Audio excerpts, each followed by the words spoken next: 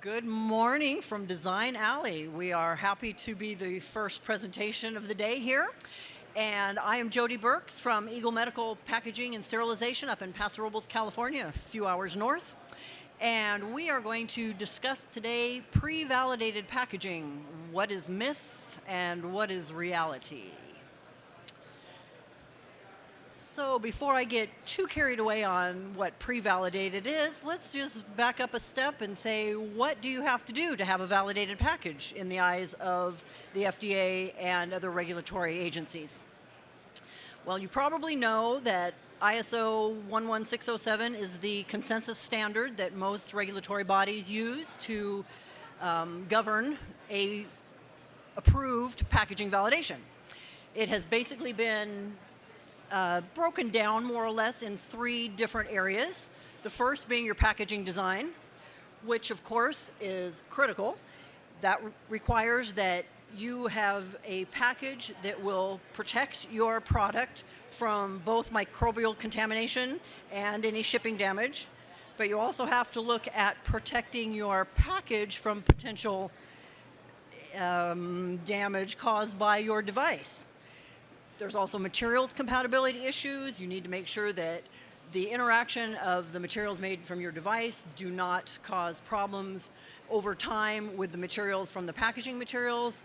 You need to make sure that the interaction between the package and the clinician who is using your package in the last 100 yards at that sterile field, that they will be able to use that product and package properly. So then once you've got your package design, then you need to be sure that you have a validated method of producing that package, that your sealers are all validated, that it's reproducible, you have statistically valid rationale behind the number of samples you take to test. And then lastly, performance package testing. Most people look at that and say, oh, that's transit testing. You run it through shake, rattle, and roll to make sure that your package can handle FedEx and planes, trains, and automobiles to distribute your package to the final user. But there is a little more to it than that, in that aging is often done on an empty pouch or an empty container, which is okay, but it's really not enough to be a world-class packaging validation because, again, we were just saying that materials affect each other, especially over time and under different environmental conditions. If you've got heat and humidity versus cold, freezing, it causes materials to act differently. And you need to test that and show that you've tested that. Also, the 2019, which is the most current edition of the ISO 607, that is emphasizing that last 100 yards for when your product is in the hands of the hospital, the clinician. We're finding out very interesting things. We, industry, are finding out very interesting things about that last 100 yards.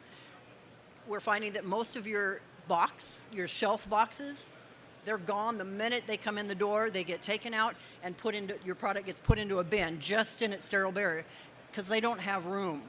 Then there are other things about that last 100 yards. Is it coming on a cart? Is it getting put in a doctor's lab coat pocket to be transported around?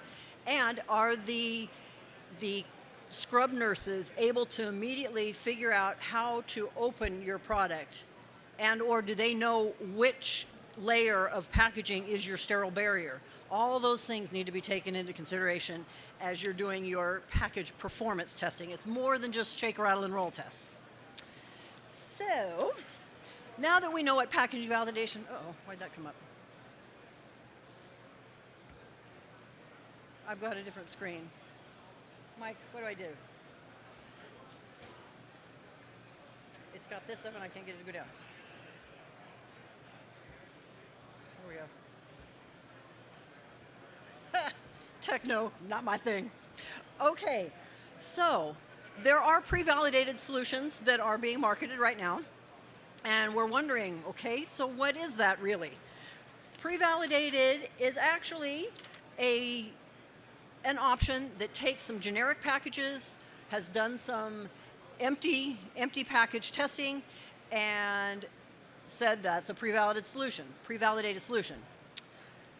But It's got to be improved upon, and it's got to affect different things than just your package design. So let's see what kind of things that pre-validated can do for us. We have a major component that is still missing, and that is the distribution testing. So when you put your product inside that pre-validated package, we don't know how it will react with the package. Other things that are included are pretty low-hanging fruit. They're very easy things to do. So I'm losing my train of thought here.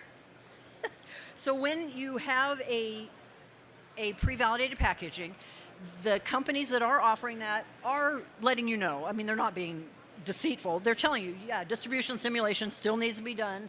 We do need to have some aging done, etc. So it's not like they're trying to pull one over on us, but there are also things that are missing they probably don't mention, at least in the literature I have seen in their advertisement. They're not adding various other components of a packaging validation that would make it truly a world-class situation. For example, do you have testing to show that your label will be abrasion-proof after it's been sterilized and transported? Do you have risk assessments documented?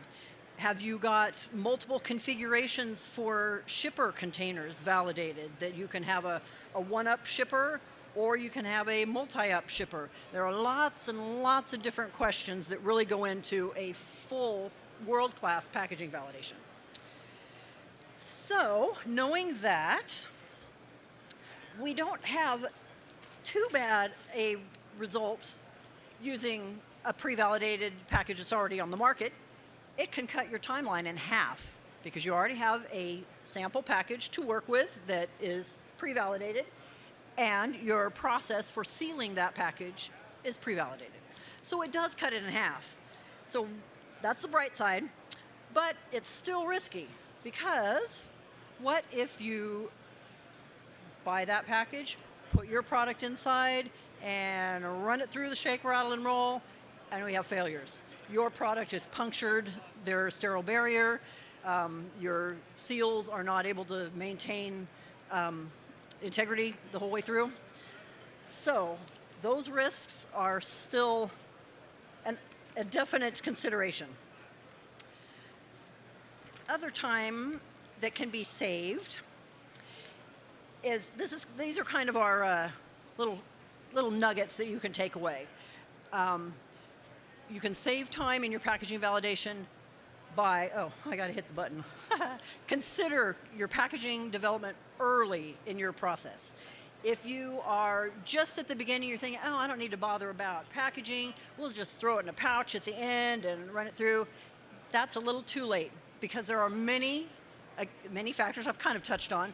The package interaction, even surgical presentation, if you need it to show in order the types of instruments that will be used in that surgery, various things of that nature need to be taken into consideration, as well as packaging compatibility. Obviously, if you're using gas for sterilization, your package needs to have a permeable component to it. Couldn't put it all in plastic.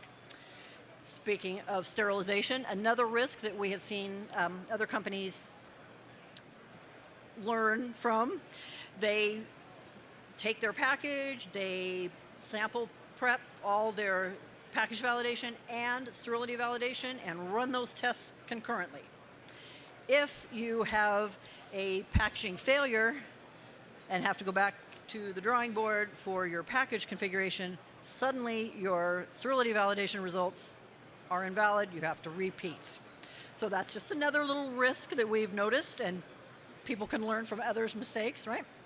Another thing we've seen, maybe we should have made an automation on this. Okay, the other thing we've seen in the industry is packages that are mismatched to their barrier. Usually the big problem is if your package is too large for your device. That causes two main things. Your device can scoot around within the package and cause potential failures because it's acting as a little chisel, or it's being Yeah, unable to handle the rigors of distribution. The other thing it can do, if your package is too large, it causes you to have to manipulate that, mainly in pouches, manipulate the pouch to get it into a shelf box that's not properly sized. Anytime you have multiple folds, I will guarantee you, after distribution testing, you will get a pinhole in that package, which is a sterile barrier of failure. Not a good thing. And lastly, we've touched on this as well, the aging factors. Most companies need to age their device as well as their package, because you need to show that the package will last and maintain that sterile barrier for the period of time you're validating, and you need to know that your product will still be functional after it has been aged at that time frame. So, seeing all the things that are out there and things that are still missing, you got to think there's something better. There must be something better. So we would like to introduce you to PATH, which is a Packaging Accelerated Timeline Help System program that Eagle Medical has put together.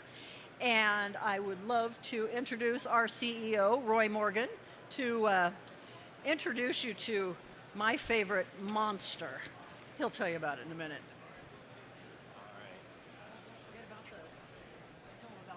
Yeah. Hey, thanks, Jody, and thanks everyone for showing up today. We really appreciate you making the time this morning. We're going to have a little bit of fun while we're up here, right? That kind of adds a little bit of intrigue to the shows. We've got some really cool prizes up here. We're going to give away at the end here to the best question that comes out of the audience this morning, right? So to be fair, there's a little red, there's a little white, and there's a bag that we're going to give away in 3 parts. So 3 best questions get to win a prize a little bit later. But I'm going to start introducing you to PATH with a little bit of a story. Early on in my career, I worked for a Fortune 100 med device company. We won't name names, but their ticker symbol is SYK. Anyway, in working for that company, I was putting together an irrigation system with a team that was going to be part of an overall surgical lavage solution. And we put that package together initially with the design from our SolidWorks files. Lots of engineers out there do this every day. It's done all the time. And it was a great idea until we got into the preliminary drop testing for that package's design. We took it in the lab, put it on the drop tester, and it fell, and we had the most incredible yard sale of shards of HIPS plastic, device parts, and the critical piece that we forgot in the SolidWorks model: 9 AA batteries that power the device. That little bit of extra weight completely destroyed the packaging solution and took us back to the drawing board. We started that project, if I remember right, it was in February. This would have been circa 2001. We didn't finish that packaging design update until about March or April of 2002. So the setbacks can be monumental, as Jody spoke of. That kind of setback to any other startup or company smaller than the one I'm talking about probably could have been fatal. In our case, we were very fortunate. We had a large R&D department behind us that was quite set on having that product launched, and we were able to pull through that design iteration to achieve it, right? So what we're offering industry today in PATH is a new kind of pre-validation that goes far, far beyond what industry is currently offering everyone here. I'll tell you a little bit about it, and Jody and Mike are down here. They're going to pass out some cards that we've got here to everyone who's in the audience, just so you can have a look at it. Go ahead and pass those around. If you flip the card on its backside, you're going to see what the solution looks like, right? And everybody remembers the slogan, "If it fits, it ships," right? Well, this gives you an idea of what the solution can offer you in terms of package size and capability. What we're giving you with PATH is not just pre-validated air, as we talked about earlier.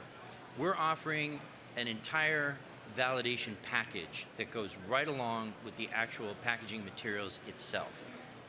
What this does is free up the OEMs and startups of the world to focus on what they do best, which is to design their device and deliver that product with the best quality to market, knowing that the packaging solution is taken care of and that all of the data necessary to make your filing is included. How do we do that? It's a bit of a trick, right? Well, let me explain. I want to introduce you to our favorite monster. This device that you're seeing up here on the screen actually earned the nickname Frankenstein internally. And it has cost us a lot of headaches in the process of developing a pre-validated package that has something for everyone in it. A little backstory to why we decided to take this approach. You heard Jody mention earlier ISO 11607. What that standard allows any company to do is establish a worst case challenge device for your packaging. And as most companies do offer, familial type of devices, right, that build upon each other, you can submit for your packaging validation the worst case in that family, the problem child, if you will, right? And that lets you take all of the other related devices in that product family and validate under that moniker, right? That's a pretty well-known thing by many, but if you don't know it, there's a little nugget that can help you out as you design your packaging validation strategy for the overall product lines your company might be offering. We took that one step further. We said, okay, we have a device that's pretty horrid from an overall validation perspective. How could we make it worse? Well, we said, why don't we put every possible conceivable component of a surgical device that just kills packaging engineers? I've got a good friend of mine down here who's been in packaging with me for, oh my gosh, more years than I care to talk about. We've both seen it, right? We know that it's the pokey things, it's the sharp things, it's the screw threads, it's the plates that have chisel edges, it's everything that's your worst nightmare that when you know it's dropped somewhere along the way between the moment it goes out your company's back door and our best friends, and I mean this in no untoward way, our best friends at UPS, FedEx, and others that help us get those products to the end game in that surgical suite, they do their best, but we all know what happens, right? Truck takes a wrong turn, someone hits the brakes too hard, or they drop it as they're carrying it out the back end of the truck and it hits the ground. If you have features like this and it's not well protected, it's going to come right out of that package. And that sterile barrier, that game is over. And you don't get a second chance with that when you're talking about implants, single-use disposables, single-use instrumentation, or even resposable devices that are pre-sterilized and delivered to that OR in a terminally sterilized condition. So it's absolutely vital that this package solution be able to stand up to all of that. We went, again, one step further. How could we make it now more applicable to everyone in the med device space? All right, we put all the worst imaginable features into the device that we could think of, but what do the device engineers out there need? Well, they need different materials, right? They need adhesives.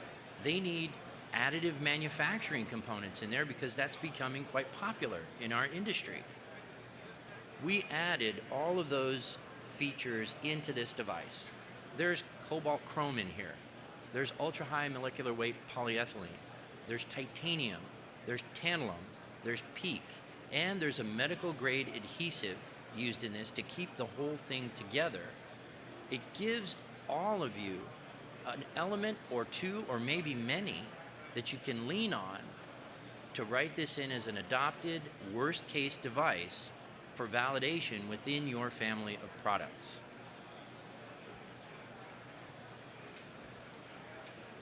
So, we've been talking about time. Time is one of those ephemeral, difficult to capture things, impossible to pay for, can never recapture, and by the time you know you needed more of it, it's always too late. So you want to get that up front, and that's what the Path solution does for you. It allows you to take the entire process of this packaging validation and change the game to your advantage.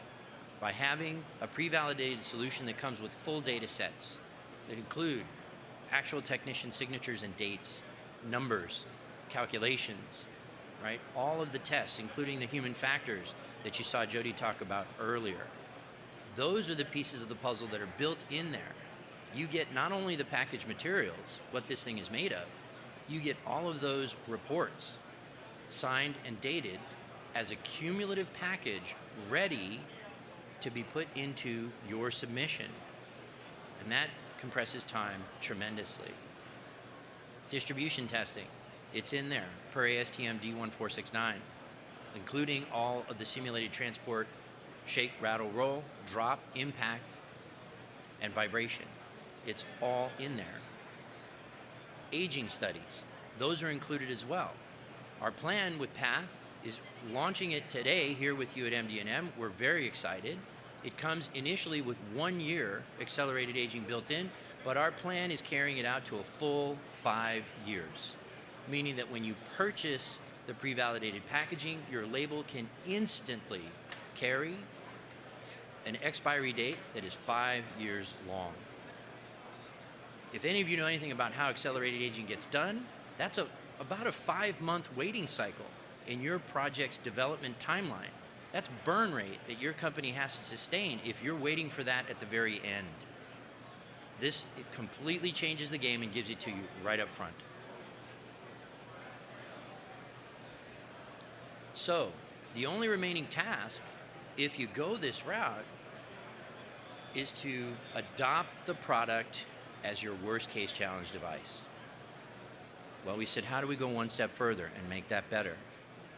Eagle stands behind the product, ready to support the validation process by giving you advice and counsel on how to write in that rationale for adoption into your submission filing, right? So we're there to help you every step of the way because every device is unique, but so many of those devices have the same features that you're seeing here today.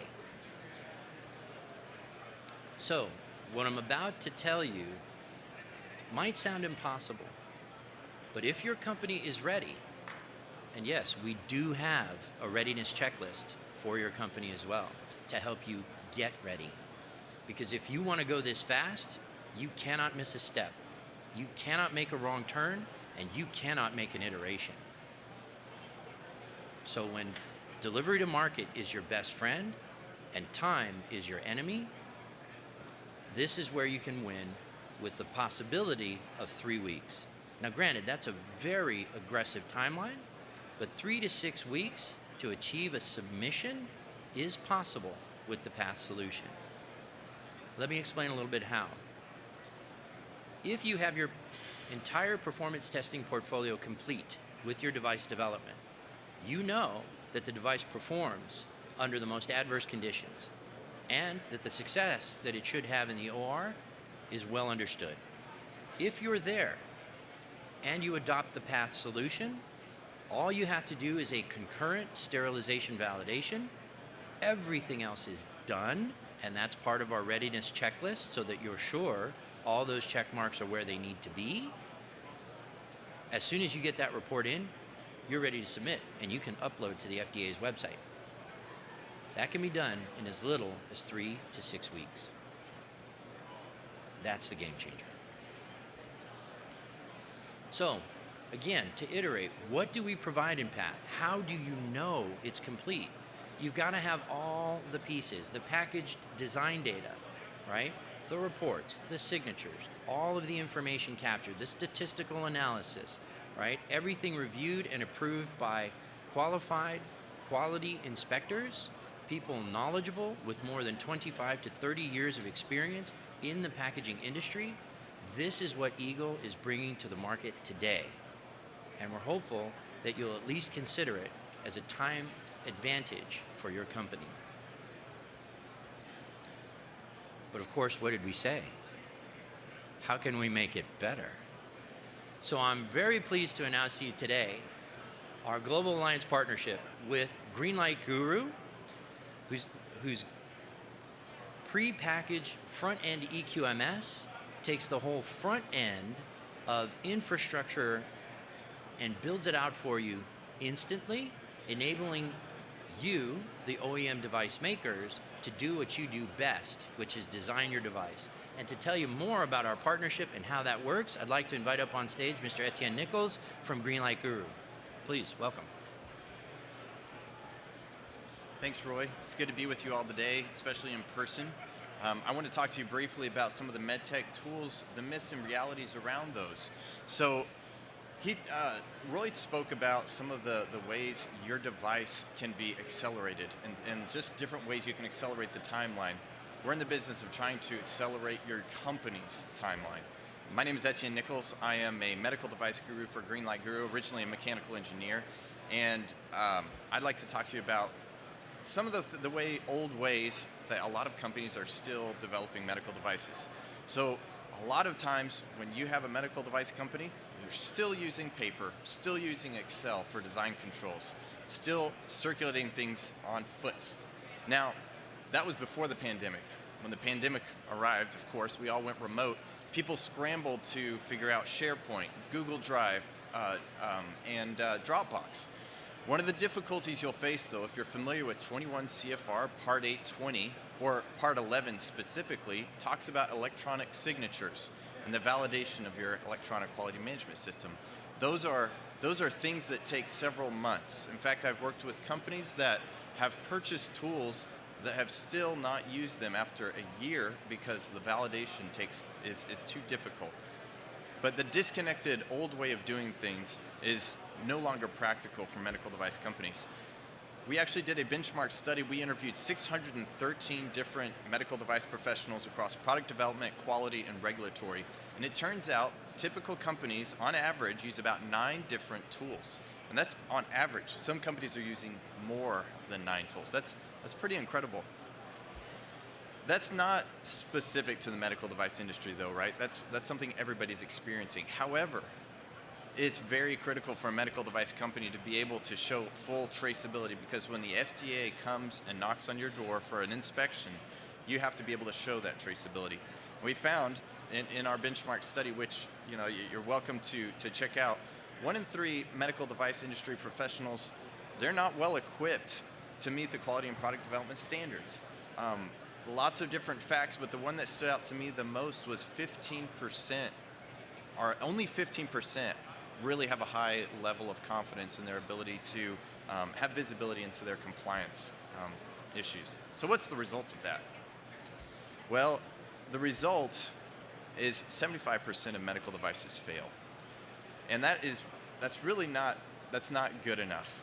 We're in the business of improving the quality of life. And it's one of the reasons we are partnering with Eagle Medical, because the goal is to improve the quality of life. We talk about compressing timelines, but what's the point in developing a medical device if it's going to take too long and your patients aren't actually experiencing the result? So what's the future look like? The future should be where medical device companies are pursuing MedTech Lifecycle Excellence, or MLE, which is the ongoing process of improving efficiency, speed, and quality in every aspect of your organization, which allows you to get to market faster and keep those products on the market longer. So as I mentioned earlier, Roy talked about accelerating your timeline for your product. There are a lot of tools out there that can accelerate the timeline for your company in general. And so that's why it makes such a strong partnership if you pursue these different new ways of approaching medical device development. There are a lot of solutions out there that can help you achieve MLE, but what we recommend is always pursue a purpose-built solution. Look for industry training and education where people have the experience in medtech, and also, just the whole industry-specific software that's out there. Now, when I said MedTech Lifecycle Excellence, I don't know any company that truly has a platform that can show you from end to end a truly integrated software.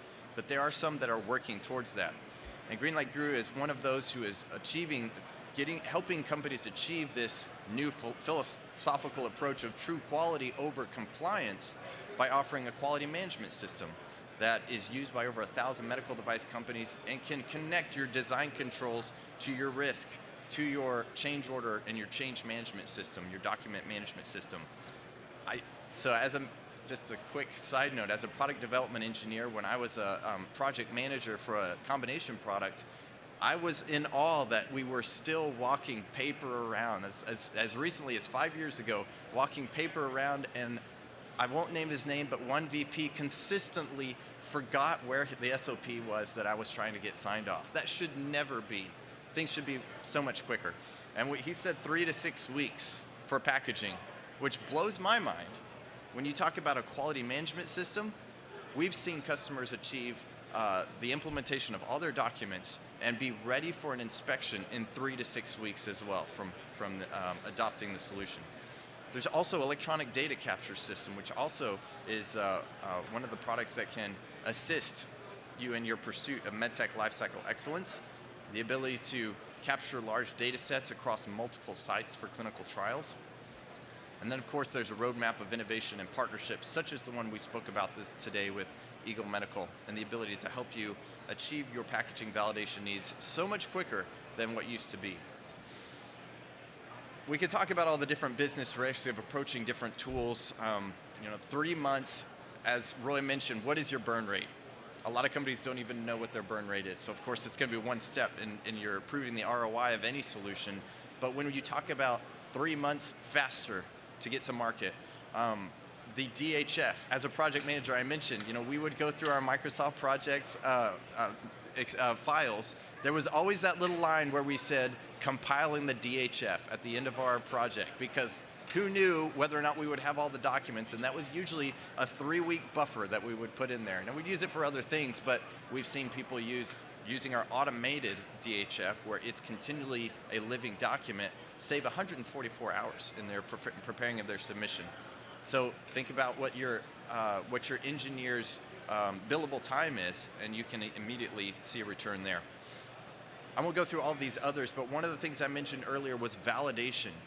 If you have a SharePoint or Google Drive or Dropbox and you're maintaining that, kudos to you. I've been in companies where we've been able to do that.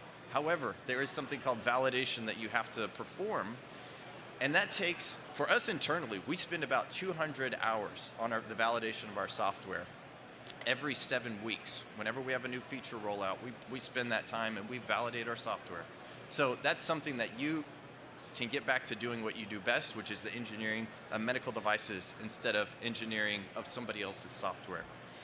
So I mentioned all these different things, and I mentioned kind of a lot of different possibilities, but what I really recommend is investing in your business and people by investing in technology. And I'll throw one more anecdote out. When I worked before I came to MedTech, I worked in the steel industry.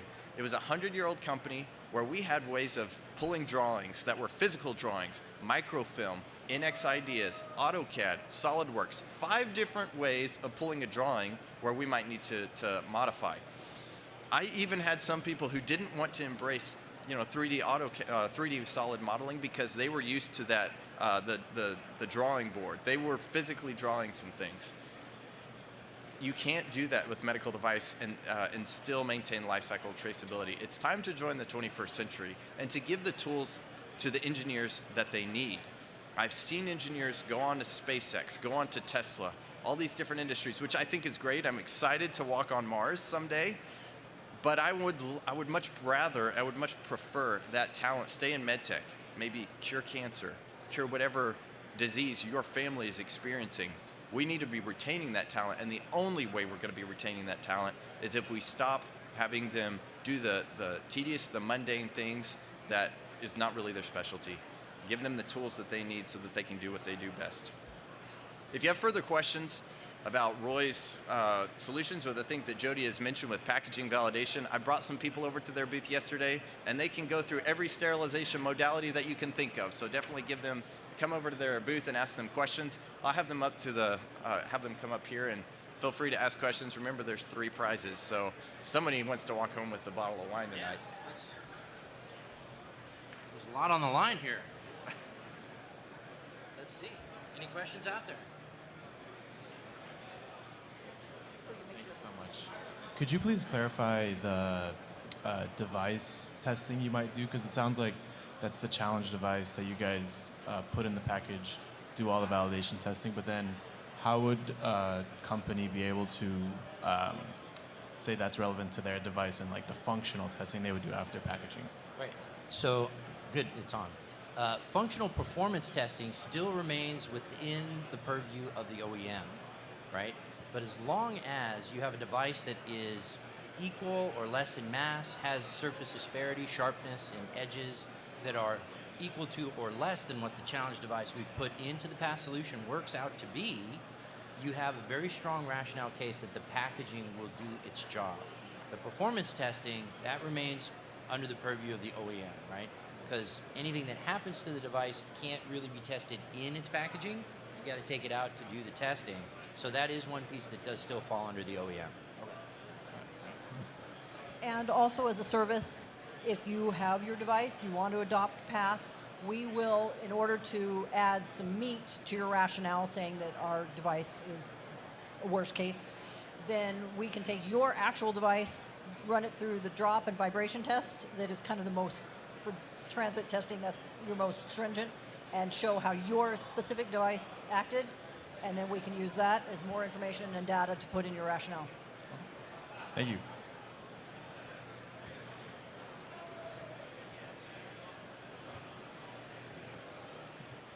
Along a similar line, just taking it one more step, what has the FDA said about Frankie and its significance as a worst case example?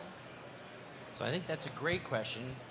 We have had a Q-Sub meeting with FDA already about PATH, so they are aware of this systemic architecture that we're bringing to the packaging industry for medical device. As you can imagine, FDA will neither state pro or con on the topic. We are never approved. We are only cleared, right? So they are aware, and we are undertaking a second meeting with them to establish a master file for the specific characteristics about the device, the process for the sealing, and the types of materials that are used in this solution, so that they are, and we are, as a company that represents this technology, fully aware and transparent of what's built into it. So to state that we know what FDA is thinking is probably beyond what we could actually say, but what we can say is that FDA is currently aware of PATH and will be made yet further aware about its integrity and what's put into it.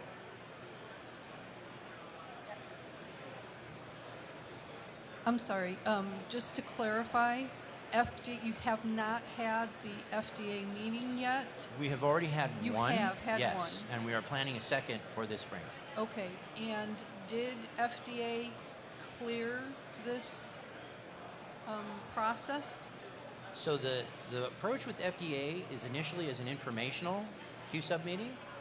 They're aware of our existence, the solution, and so forth, but they're not clearing it because they don't have, I'm not sure exactly the phrasing that they would use, but since it's not a device that's going into a patient, there is no requisite, 510K, 513F, PMA, IDE. The device that we're using as the challenge device will never go into a patient. It's simply meant to represent what other devices and their features contain.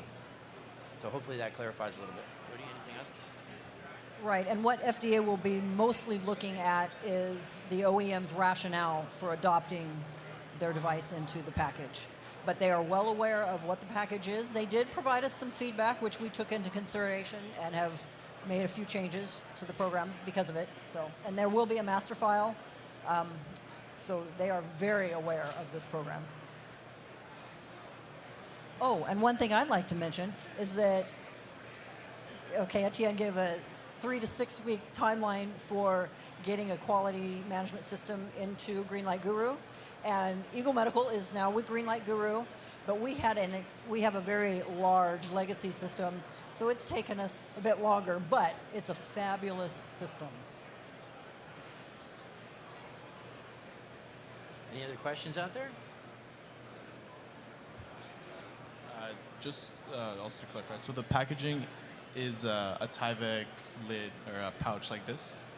Yeah, if it fits, it ships. So it has to be a small Okay. product. Okay, so whatever product we have, you guys would be able to package it in here and then we would be able to use your guys' pre-validated approach.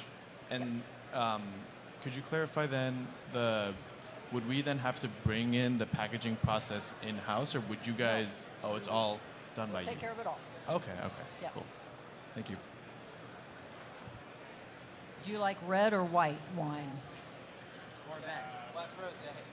Oh, It's rosé. red or rosé? Red or pink wine. The red. And I think with the Oh, number of did I people here, if jump one more person asks a question, you have a 43% chance of getting something. So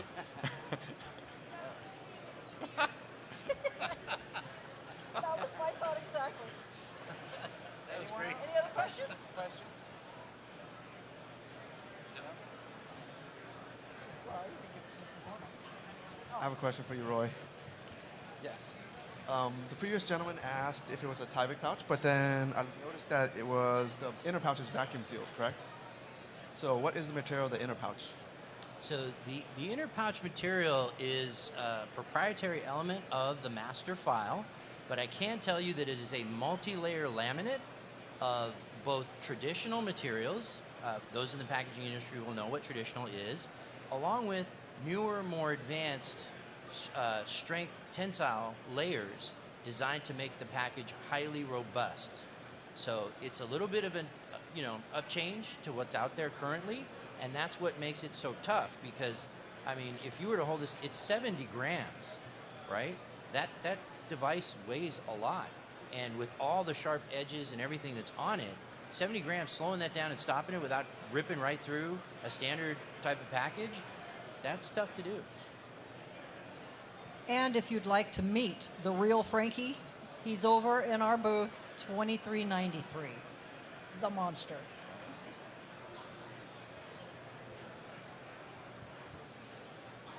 Okay, well, we'd like to thank everybody. Please come see us at our booths, and we appreciate you attending today.